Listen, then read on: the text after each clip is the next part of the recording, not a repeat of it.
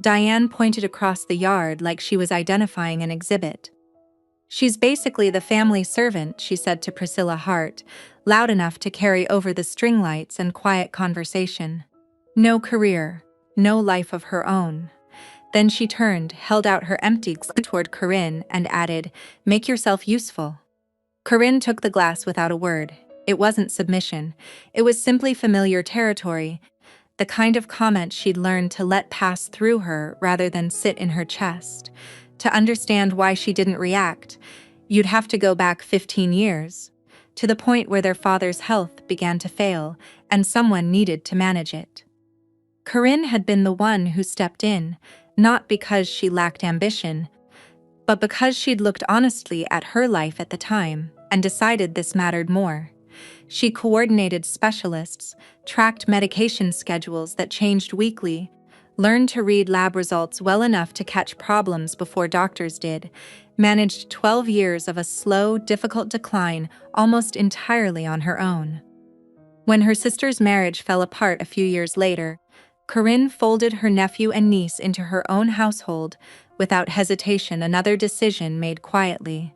Without asking for credit, Diane had benefited from all of it. She'd been free to build her career during those years precisely because Corinne had absorbed the parts of family life that don't show up on a resume.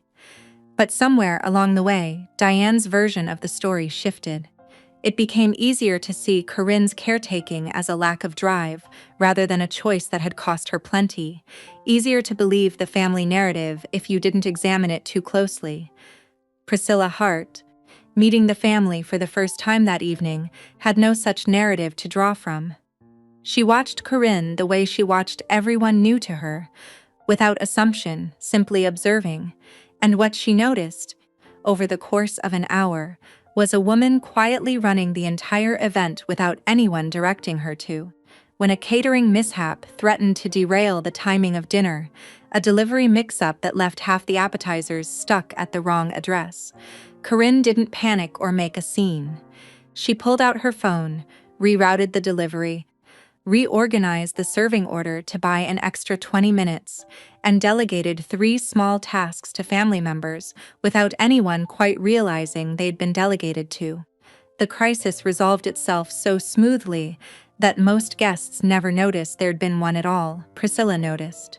She'd spent 30 years as a hospital administrator, and she recognized the specific rhythm of someone managing multiple moving variables under pressure without losing her composure. It wasn't a skill most people had.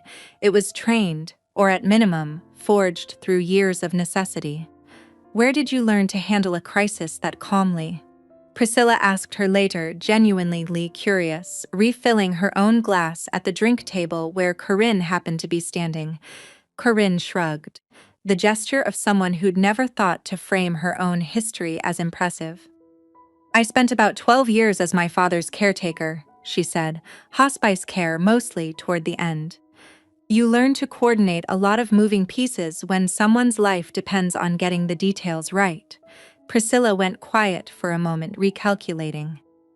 In her decades running hospital operations, she'd hired dozens of people for exactly the kind of logistical high-stakes coordination Corinne had just described handling alone, without training, without pay, without anyone noticing. She'd interviewed candidates who couldn't do what this woman had apparently done for over a decade as an unpaid, unacknowledged part of her daily life. She turned toward Diane, who was standing nearby, still holding court with another set of guests. Priscilla didn't raise her voice. She simply leaned slightly toward her and said 5 words, quiet enough that only a few people caught them.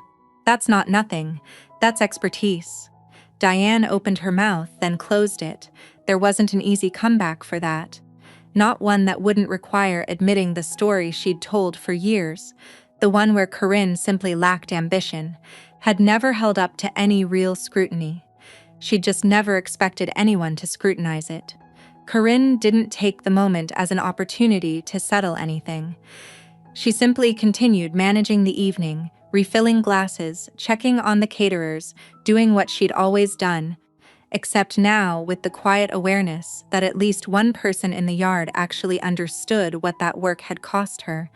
Across the lawn, Ellie watched the exchange without fully hearing it, but she saw her mother's posture and Priscilla's expression, and something in her settled into place that she hadn't quite had words for before. She'd grown up hearing her aunt's comments as background noise, the kind of thing you absorb without questioning. Watching a stranger see her mother clearly for the first time made her wonder how long that noise had been drowning out something much more substantial. Later, Priscilla and Corinne found themselves in a real conversation, comparing notes on medical logistics and caretaking systems, two women who understood each other's competence without needing to explain it twice.